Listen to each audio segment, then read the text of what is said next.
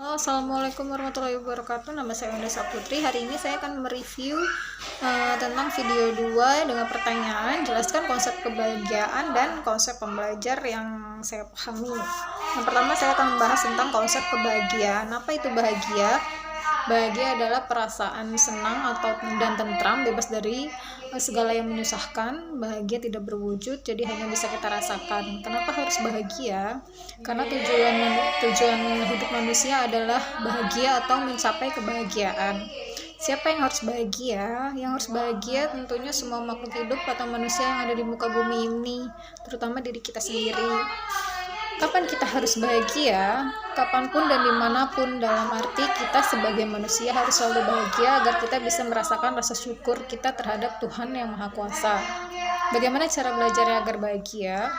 Agar kita bisa bahagia, kita bisa lakukan dengan 3 kunci kebahagiaan, yaitu yang pertama beriman, yang kedua berbuat baik, yang ketiga adalah belajar. Tentunya di sini belajar dalam arti selalu berusaha memperbaiki diri dengan menggunakan paradigma bimba atau kacamata atau landasan dalam berpikir kita dalam belajar.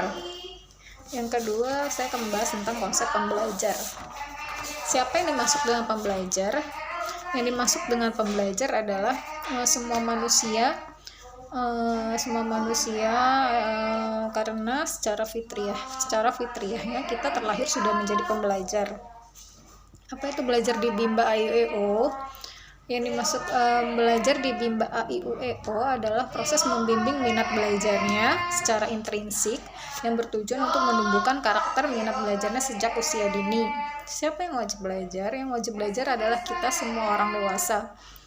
Kenapa harus belajar? Karena tujuan dari belajar adalah agar kita bisa menjadi pribadi yang lebih baik lagi dan lebih bahagia, dapat memahami dan memenuhi hak anak, melatih diri untuk dapat mencari solusi dari setiap permasalahan, serta dapat mengambil hikmah dari setiap perbedaan, karena tidak semua harapan yang kita inginkan bisa terwujud. Gimana kita belajar? Kita bisa belajar dimanapun dan kapanpun. Apa manfaatnya bila kita menjadi pembelajar?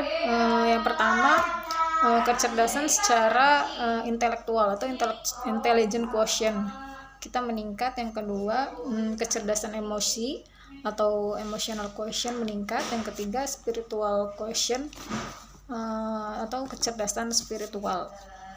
Apa dampaknya? Secara intelligent quotient atau IQ, yaitu kemampuan kita dalam menalar, memecahkan masalah, memahami gagasan, serta kemampuan berbahasa kita semakin meningkat. Yang kedua, secara emotional quotient atau EQ, yaitu kita semakin mampu menerima, menilai, mengelola, serta mengontrol emosi diri dan orang lain. Yang ketiga, secara spiritual quotient, yaitu kita semakin mampu untuk berpikir penuh rasa syukur, mudah mengambil hikmah dalam setiap masalah atau keadaan, optimis, serta menjadi pribadi yang lebih baik lagi. Apa yang dipelajari serta bagaimana caranya?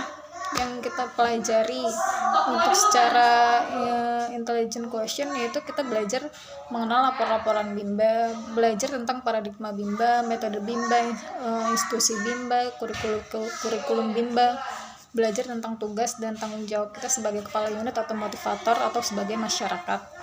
Secara emotional quotient, kita belajar judi tangkap, yaitu kita belajar untuk jujur, disiplin, tanggung jawab, kerjasama, dan peduli. Secara spiritual quotient, kita bisa belajar untuk selalu bersyukur, optimis, dan menjadi pribadi yang lebih baik lagi. Bagaimana cara belajarnya?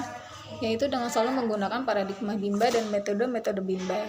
Demikianlah jawaban dari video kedua. Assalamualaikum warahmatullahi wabarakatuh. Terima kasih.